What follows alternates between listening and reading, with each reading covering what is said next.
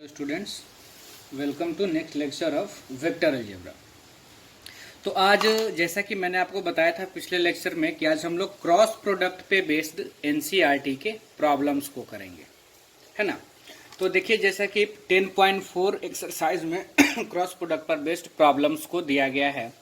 तो मैंने पहला क्वेश्चन यहाँ पे लिखा हुआ भी है और सारे क्वेश्चंस को मैं फुली सॉल्व नहीं करूँगा। कुछ क्वेश्चंस को मैं आपको आइडिया दे करके ये कर दूंगा, छोड़ दूंगा, आप उसको सॉल्व कर लीजिएगा। जो प्रॉब्लम मुझे लगेगा कि हाँ इसको लास्ट तक बताना चाहिए वही मैं आपको यहाँ पे बताऊंगा। तो देखिए पहला प्रॉब्लम है, find magnitude of vector A cross vector b if vector A is equal to this and vector b is equal to this. तो पहले हम लोग लिख लेते हैं कि क्या हमारा गिवन है। तो we have vector A is equal to given है i cap minus 7j cap plus 7k cap and vector b is equal to 3i cap minus 2j cap plus 2k cap. क्या निकालना है हमको? a cross b का magnitude. हम जानते हैं कि a क्रॉस b भी एक तरह का वेक्टर ही होगा। तो पहले हम लोग उस वेक्टर को निकाल लेते हैं, फिर उसकी मैग्नीट्यूड हम लोग निकालेंगे। तो हम लोग निकालते हैं magnitude of a cross b. अब जरा आप ध्यान से देखो तो ये दोनों ही वेक्टर जो हैं, वेक्टर ए और वेक्टर बी, ये आपको कंपोनेंट फॉर्म में गिवन है। और कंपोनेंट फॉर्म में अगर वेक्टर गिवन हो तो हम लोग उनका क्रॉस प्रोडक्ट निकालते हैं डिटरमिनेंट मेथड से। तो डिटरमिनेंट में पहला रो में हम लोग क्या लिखते हैं? आई कैप, जे कैप और के कैप। दूसरे वाले रो में ये जो पहला वेक्टर ए है इसमें आई कैप, जे कैप, के कैप के कोफिशिएंट्स को, यानी कि 1 माइनस 7 7, फिर बी वाले का कोफिशिएंट्स 3 माइनस 2 2। अब बस डिटरमिनेंट तो आपको ब्रेक करना आता ही है। चलिए ब्रेक कर लिया जाए तो हो जाएगा आई कैप, ये कितना? तो माइनस 14 और फिर होगा माइनस और ये भी माइनस 14, तो ये हो जाएगा प्लस का 14। फिर माइनस का जे कैप, मैं R1 के लॉन्ग एक्सपेंड कर रहा हूं, आपको दिख रहा होगा। इसको और इसको हटा देंगे तो ये हो गया 2 माइनस 21 और फिर प्लस का के कैप। तो ये कॉलम और ये रो हम हटाएंगे तो ये -2 और माइनस माइनस ये हो जाएगा प्लस का 21।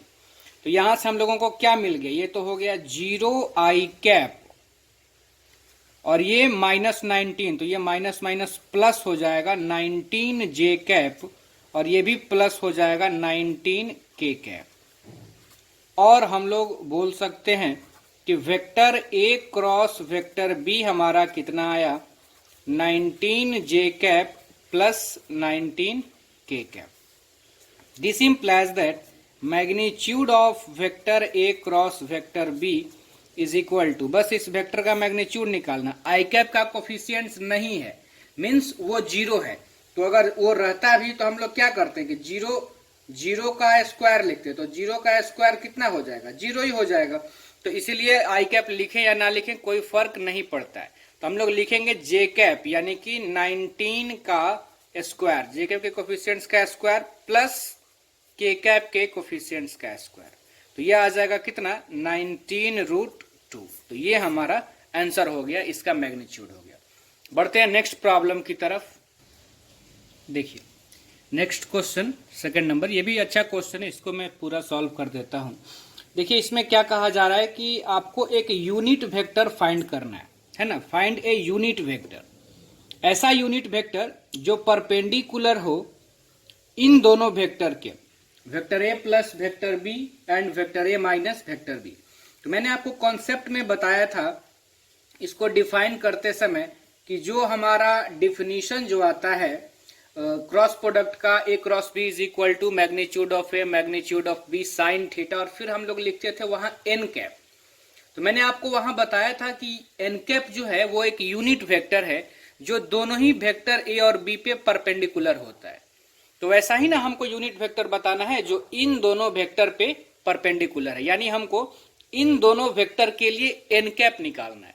और एन कैप कैसे निकालते हैं इसका फॉर्मूला भी मैंने आपको बताया था। चलिए हम लोग उसी की तरह पहले तो a plus b and a minus b हमको निकालना पड़ेगा। तो क्या क्या हमको गिवन है पहले वो देख लिया जाए। Given vector A is equal to 3i cap plus 2j cap plus 2k cap and vector b is equal to i cap plus 2j cap minus 2k cap. क्या हमको निकालना है, a प्लस बी निकालना पड़ेगा vector और a minus B. तो सबसे पहले हम लोग vector a plus vector b निकाल लेते हैं। तो vector a plus vector b, चलिए इन दोनों को ऐड कर देना है। तो कितना हो जाएगा, ये i वाले को i से ना ऐड करते हैं, 4i cap plus 4j cap, ये तो कैंसिल ही हो जाएगा। एंड अगर हम लोग निकालेंगे a माइनस बी तो सब्ट्रैक्ट किया जाए 3i कैप में से i कैप तो 2i कैप, ये तो माइनस करेंगे तो खत्म हो जाएगा, ये माइनस करेंगे तो ये प्लस हो जाएगा, तो ये हो जाएगा 4k कैप। तो ये दोनों ही वेक्टर हम लोग निकाल लिए, a प्लस बी और a माइनस बी। चूंकि थोड़ा बड़ा लग रहा है देखने में लिखने में, तो हम लोग इसको कुछ नाम दे देते हैं। मान लेते हैं let vector c is equal to vector a plus vector b and vector d is equal to vector a minus vector b। Therefore क्या बोल सकते हैं हम लोग कि वेक्टर c हमारा कितना हो गया, वेक्टर c को a प्लस बी हमने बोल दिया, तो वेक्टर c कितना हो जाएगा 4i cap plus 4j cap and vector d कितना हो जाएगा 2i cap plus 4k cap. अब जरा आप डिफिनेशन याद करो कि हम लोग n कैप कैसे निकालते थे। मैंने आपको बताया था कि n कैप अगर आपको निकालना है तो n कैप का फॉर्मूला क्या होगा, जो दोनों वेक्टर पे ये परपेंडिकुलर होगा, तो a cross b divided by a cross b का मैग्नीट्यूड। आप चाहें तो यहाँ प्लस माइनस भी साइन यूज कर सकते हैं, ठीक है ना, क्योंकि यूनिट वेक्टर माइनस और प्लस पर डिपेंड नहीं करेगा, वो तो यूनिट रहेगा ही, ऊपर की तरफ परपेंडिकुलर हो सकता है या फिर नीचे की तरफ, उससे कोई फर्क नहीं पड़ेगा। तो यहाँ पे हमारा प्रॉब्लम क्या है कि सी वेक्टर और डी वेक्टर पे परपेंडिकुलर होना चाहिए। तो उसके लिए आपको क्या चाहिए, उसके लिए आपको चाहिए इन दोनों का क्रॉस प्रोडक्ट, यानी पहले हमको निकालना पड़ेगा सी क्रॉस डी और उनका मैग्नीट्यूड, तभी हम निकाल सकते हैं कि इन दोनों पे परपेंडिकुलर यूनिट वेक्टर कौन सा होगा।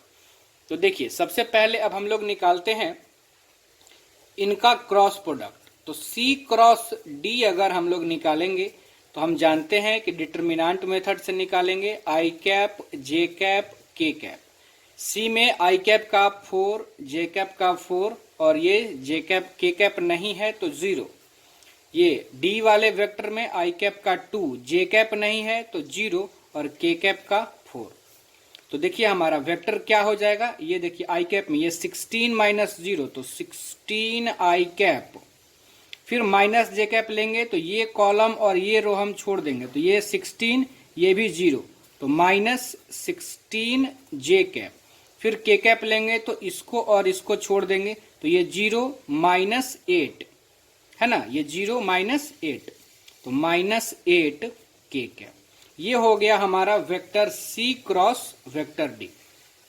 अब आपको क्या निकालना होगा कि vector C cross vector D का मैग्नीट्यूड आपको निकालना होगा।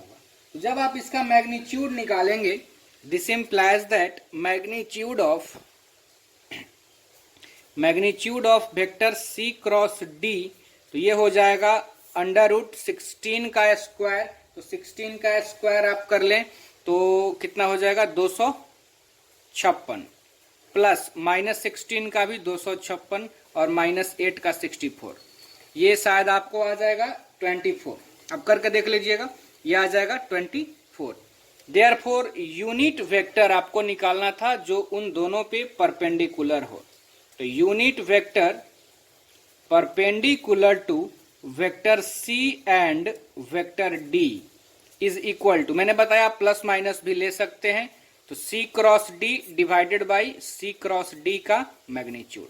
तो आपको क्या करना है कि C क्रॉस D के जगह पे ये value 16i cap minus 16j cap minus 8k cap रख लेनी है और डिवाइडेड बाई उनका ये मैग्नीट्यूड कर देना है, तो वही आपका आंसर हो जाएगा। कोई दिक्कत नहीं है, आगे बढ़ते हैं हम लोग। देखिए 3 नंबर प्रॉब्लम, इसको भी मैं डिस्कस करना चाहूँगा, कुछ लोगों को इसमें दिक्कत हो सकती है। देखिए इसमें क्या कहा जा रहा है कि if A unit vector A makes an angle pi by 3 with I cap, pi by 4 with J cap and an acute angle theta with के कैप। एक वेक्टर है, यूनिट वेक्टर है, जो कि आई कैप के यानी एक्स एक्सिस के साथ पाई बाई 3 एंगल बना रहा है, जे कैप यानी कि वाई एक्सिस के साथ पाई बाई 4 एंगल बना रहा है, और जेड एक्सिस के साथ थीटा एंगल बना रहा है। तो आप जानते हैं कि मैंने आपको बताया है कि जो भी एंगल कोई भी वेक्टर तीनों एक्सिस के साथ बनाएगा, उसी एंगल का कॉस वैल्यू उस वेक्टर का डायरेक्शन कोसाइन कहलाएगा। तो हम लोग यहां बोल सकते हैं clearly direction cosine of vector ए। मैंने आपको बताया था कि यूनिट वेक्टर में डायरेक्शन कोसाइन ही हो जाता है, क्योंकि मैग्नीट्यूड 1 हो जाता है, तो वो डायरेक्शन रेशियो भी आप बोलिए या डायरेक्शन कोसाइन बोलिए, सेम है। Direction cosine of vector A is, तो एंगल हमको गिवन है, तो उसकी कॉस वैल्यू, तो कॉस पाई बाई 3 फिर cos pi by 4 and cos theta, यानी कि डायरेक्शन कोसाइन क्या हो गई, तो कॉस पाई बाई 3 की वैल्यू 1/2, कॉस पाई बाई 4 1/√2, और यहां से तो हमको थीटा पता ही करना है। और हम यहां से बोल सकते हैं, आपको मैंने बताया था कि डायरेक्शन कोसाइन को हम लोग स्मॉल एल, स्मॉल एम और स्मॉल एन से डिनोट करते हैं, यानी L is equal to 1/2, M is equal to 1/√2 और n is equal to cos theta. और हम जानते हैं कि तीनों ही यानी डायरेक्शन कोसाइन के स्क्वायर का सम 1 होता है। यहां से हमको क्या निकालना है, पहले थीटा पता करना है, फिर वेक्टर ए का कंपोनेंट लिखना है। तो हम जानते हैं थीटा पता करने के लिए हम ये वाला प्रॉपर्टी डायरेक्शन कोसाइन का यूज करते हैं कि L² plus M² plus N² is equal to 1। तो ये कितना हो जाएगा, L है 1/2, 1/2 का स्क्वायर 1/4 प्लस 1/√2 का स्क्वायर 1/2 और प्लस n² यानी कि n का वैल्यू है cos थीटा, यानी कि cos square theta is equal to 1। तो यहां से आ जाएगा cos square theta is equal to 1 में से हाफ हाफ घटा दो 1/2 और 1/2 में से 1/4, तो हो जाएगा 1/4। अब आपको यहां से एक बात और देखना होगा कि प्रॉब्लम में ये गिवन है कि जो थीटा है वो एक्यूट एंगल है, यानी कि 90 से कम है। तो 90 से कम अगर वो एंगल है तो भले ही आपको यहां से तो कॉस थीटा का 2 वैल्यू मिलेगा, प्लस माइनस 1/2 मिलेगा ना, लेकिन आपको सिर्फ 1/2 कंसिडर करना होगा, क्योंकि कॉस थीटा अगर आप -1/2 के इक्वल करेंगे तो ये ऑब्ट्यूज एंगल पे आपको वैल्यू होगी। तो लेकिन आपको एक्यूट एंगल तो ये आपको लेना है, और cos थीटा 1/2, तो थीटा कितना 60 डिग्री यानी कि π/3। अब आपको तीनों ही कंपोनेंट मिल चुका है, तीनों वैल्यू मिल चुका है, तो आप यूनिट वेक्टर लिख सकते हैं। मैंने आपको बताया था कि यूनिट वेक्टर में आई कैप, जे कैप और के कैप का कोफिशिएंट्स डायरेक्शन कोसाइन कहलाता है, और बाकी किसी भी जनरल वेक्टर में वो डायरेक्शन रेशियो कहलाता है। तो वेक्टर ए हम लिख सकते हैं, आई कैप वाला कोफिशिएंट हमारा कितना था cos π/3, तो मैं बोल सकता हूं cos π/3 आई कैप प्लस cos π/4, जे कैप वाला है जे कैप, और प्लस तीसरा कितना आया, तो ये भी एंगल π/3, तो के कैप। cos π/3 की वैल्यू 1/2, यानी वेक्टर हमारा हो जाएगा 1/2 आई कैप प्लस 1/√2 जे कैप और प्लस 1/2 के कैप। ये हो गया हमारा वेक्टर ए। अब आपसे पूछा जा रहा था प्रॉब्लम में कि वेक्टर ए का कंपोनेंट बताइए, तो आप क्लियरली बता सकते हो कंपोनेंट कितना है 1/2, 1/√2, 1/2। कोई दिक्कत नहीं होगी। चलिए नेक्स्ट प्रॉब्लम की तरफ हम लोग बढ़ते हैं। प्रॉब्लम नंबर हमारा 4, क्वेश्चन नंबर 4। तो देखिए 4 नंबर क्वेश्चन में है कि आपको प्रूफ करना है, इसमें शो करना है 4 नंबर में, हाँ 4 नंबर में आपको शो करना है, सो दैट आप बुक साथ में रखिएगा लेक्चर देखते समय। क्या करना है आपको कि vector a minus vector b का cross product vector a plus vector b के साथ अगर हम लोग करेंगे तो ये आएगा 2 टाइम्स वेक्टर ए क्रॉस वेक्टर बी, ये आएगा। ये हम लोगों को शो करना है। बहुत ही सिंपल है, बहुत छोटा एप्लीकेशन है इसका, तो हम लोग चलिए इसको शो कर लेते हैं। तो LHS हम लोग लेके चलते हैं, प्रूफ कर लेते हैं इसको। LHS क्या है हमारा, तो vector a minus vector b cross vector a plus vector b. तो इसको हम लोग क्या लिखेंगे, पहले ए का क्रॉस प्रोडक्ट ए से, तो वेक्टर ए क्रॉस वेक्टर ए, फिर यहाँ प्लस यहाँ भी प्लस, तो प्लस ए का बी से, तो वेक्टर ए क्रॉस वेक्टर बी, फिर यहाँ माइनस यहाँ प्लस, तो माइनस बी क्रॉस ए, और फिर यहाँ माइनस यहाँ पे प्लस, तो माइनस बी क्रॉस बी। अब तो आप इसमें जानते हैं कि अगर सेम वेक्टर होगा तो उनका क्रॉस प्रोडक्ट तो जीरो वेक्टर हो जाता है, तो ए क्रॉस ए भी जीरो वेक्टर हो जाएगा और बी क्रॉस बी भी जीरो वेक्टर हो जाएगा। तो बच गया क्या हमारा, a cross b minus b cross ए।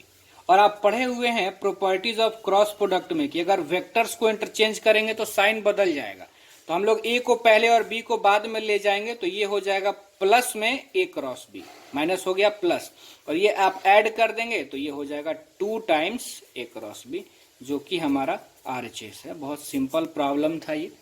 चलिए आगे बढ़ते हैं। देखिए नेक्स्ट प्रॉब्लम है ये 5 नंबर कि find lambda and mu. Lambda और म्यू की आपसे वैल्यू पूछी जा रही है इफ एक वेक्टर ये है 2i cap plus 6j cap plus 27k cap cross i cap plus lambda j cap plus mu k cap equal to 0। Zero पे वेक्टर नोटेशन स्वाभाविक रहना ही चाहिए क्योंकि ये दोनों वेक्टर है और इनका क्रॉस प्रोडक्ट। तो दो वेक्टर के क्रॉस प्रोडक्ट में तो हमको क्या मिलते हैं, वेक्टर क्वांटिटी ही मिलता है, इसीलिए यहाँ पे 0 पे वेक्टर है। अब जरा आप सोचो, तो इनको अगर आप देखोगे तो ये दोनों ही वेक्टर कंपोनेंट फॉर्म में है, तो कंपोनेंट फॉर्म में क्रॉस प्रोडक्ट हम लोग कैसे निकालते हैं, डिटरमिनेंट मेथड से। तो हम लोग सबसे पहले लिख देंगे i cap j cap k cap. पहला वेक्टर में कोफिशिएंट्स 2 6 27, दूसरे वाले में 1 लैम्डा म्यू इक्वल टू ये जीरो वेक्टर के यानी किसके, 0i cap plus 0j cap plus 0k cap.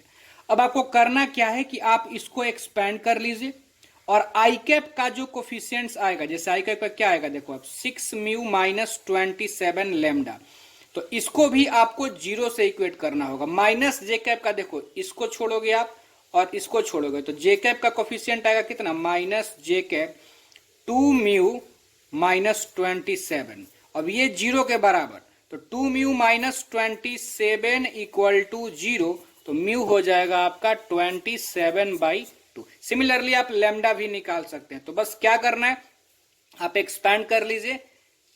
आई वाले में दोनों आ रहा है तो रहने दीजिए, जे वाले में आपको सिर्फ म्यू मिलेगा, म्यू निकल गया। के वाले में आपको सिर्फ लेमडा मिलेगा।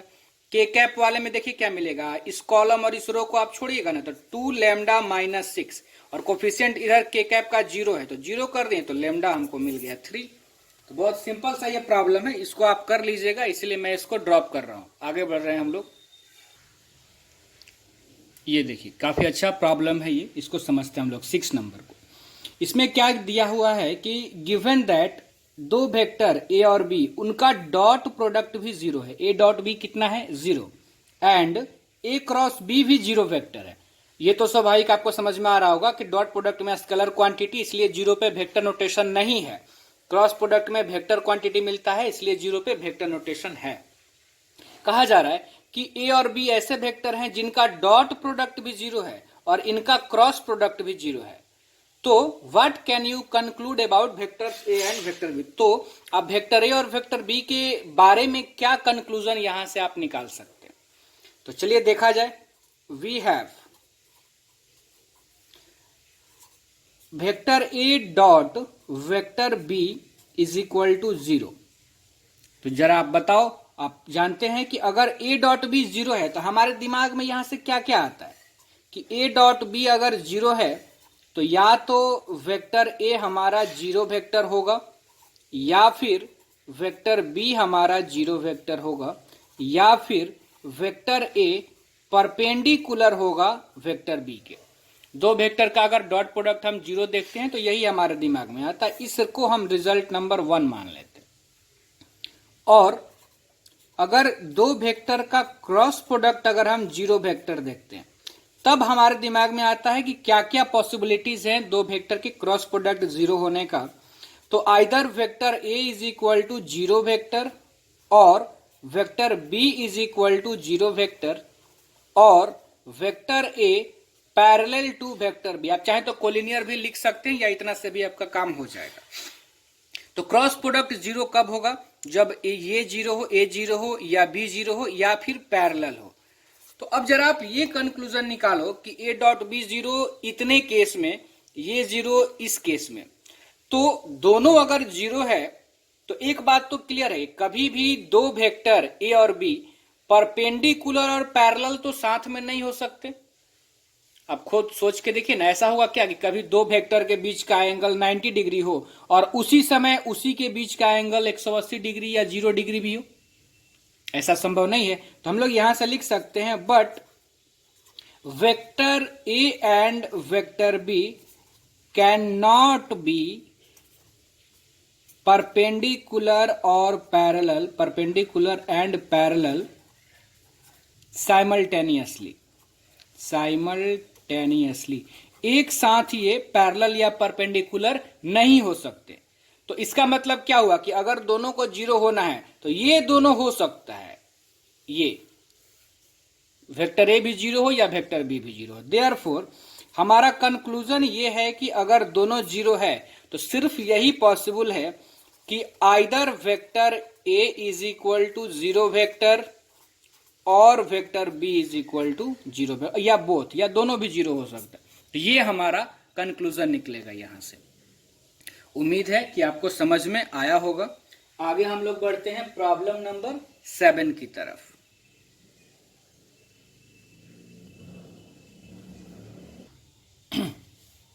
देखिए 7 नंबर प्रॉब्लम है कि आपको 3 वेक्टर गिवन है कंपोनेंट फॉर्म में। तो पहले हम लोग लिख लिया जाए गिवन क्या क्या गिवन है। तो vector A is equal to a1 i cap plus a2 j cap plus a3 k cap. Vector b is equal to b1 i cap plus b2 j cap plus b3 k cap and vector c is equal to c1 i cap plus c2 j cap plus c3 k cap. ये 3 vector आपको given है। क्या show करना है आपको? देखिए कि vector A cross b plus c is equal to a cross b plus a cross c. तो पहले तो हमको बी प्लस सी निकालना होगा, तो हम लोग यहीं पे निकाल लेते हैं। Now vector B plus vector C बहुत सिंपल है, बस आपको ऐड कर देना है। कितना हो जाएगा? b1 plus c1 i cap plus b2 plus c2 j cap plus b3 plus c3 k cap. ये निकल गया। अब ये इसके इक्वल है, ये हम लोगों को शो करना है। तो हम लोग LHS लेकर के चलते हैं। तो LHS अब हमारा क्या है? तो LHS है vector A cross vector B plus vector C। अब चूंकि कंपोनेंट्स फॉर्म में वेक्टर हैं तो हम लोग इनको कैसे वैल्यू निकालेंगे इनका? तो कंपोनेंट फॉर्म में, तो डिटर्मिनेंट मेथड से। तो हम लोग डिटर्मिनेंट लिख लेते हैं।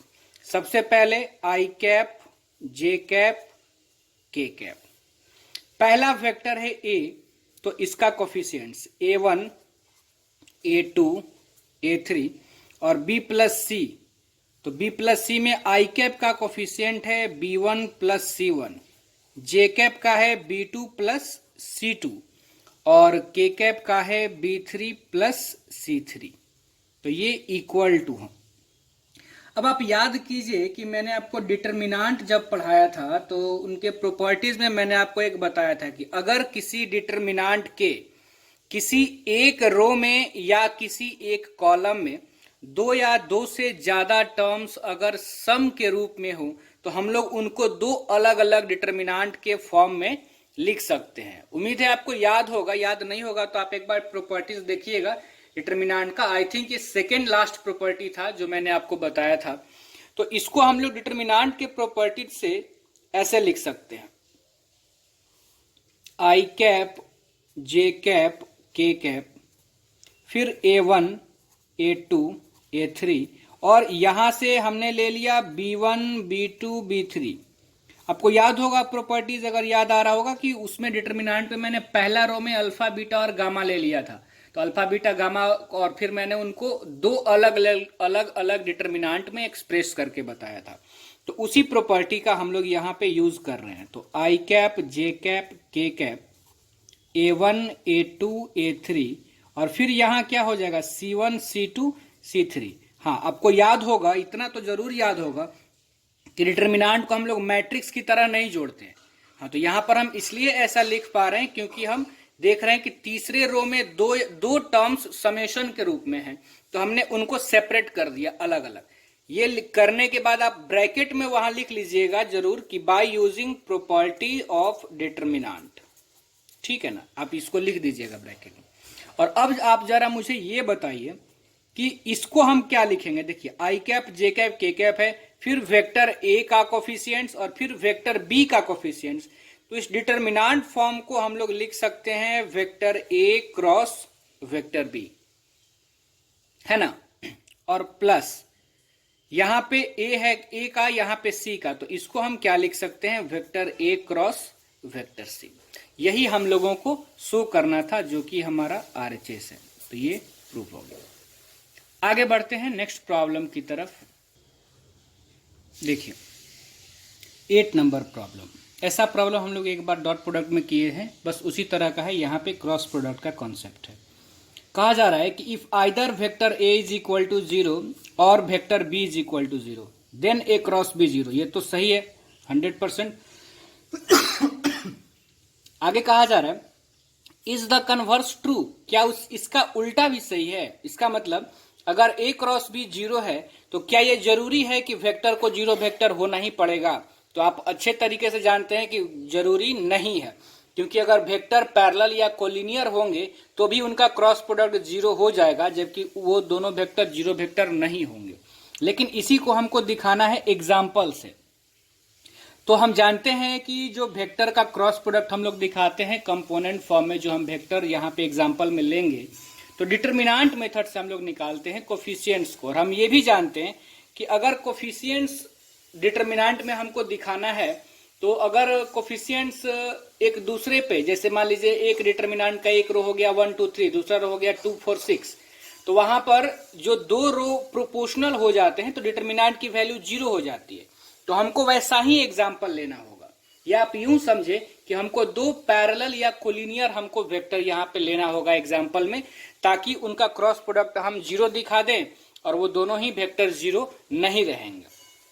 तो चलिए हम लोग एक वेक्टर ले लिया जाए। Let vector A is equal to I cap plus 2 J cap, बहुत सिंपल हम लोग वेक्टर कंसिडर करते हैं, प्लस 3 के कैप, एंड वेक्टर B। ऐसा हम लोग कोफिशिएंट्स रखेंगे B का जो इन तीनों के प्रोपोर्शनल हो। तो चलिए प्रोपोर्शनल में 2 से ही मल्टीप्लाई कर देते हैं। तो 2 आई कैप प्लस 4 जे कैप प्लस 6 के कैप। देयरफॉर आप यहाँ पे A क्रॉस B निकाल के दिखा दीजिए इनको कि 0 आ रहा है, और फिर ये दिखा दीजिए कि वेक्टर तो हमने 0 लिया ही नहीं, लेकिन क्रॉस प्रोडक्ट 0 आ गया। तो ये प्रूफ हो जाएगा कि इसका कन्वर्स ट्रू नहीं है। तो ये हो जाएगा आई कैप जे कैप के कैप। ए वेक्टर का कोफिशिएंट्स 1 2 3, बी का 2 4 6।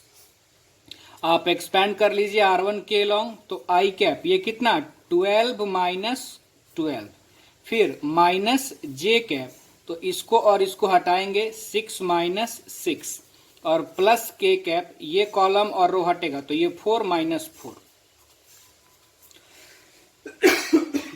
तो ये आपका कितना हो गया 0 I cap minus 0 J cap plus 0 K cap. और हम बोल सकते हैं कि वेक्टर A क्रॉस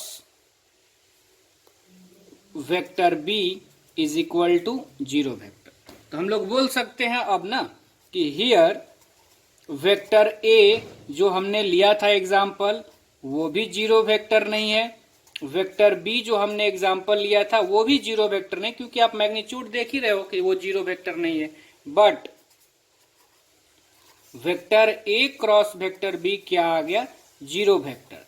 तो हम लोग बोल सकते हैं therefore converse is not true, converse is not true, converse हमारा ट्रू नहीं है ना।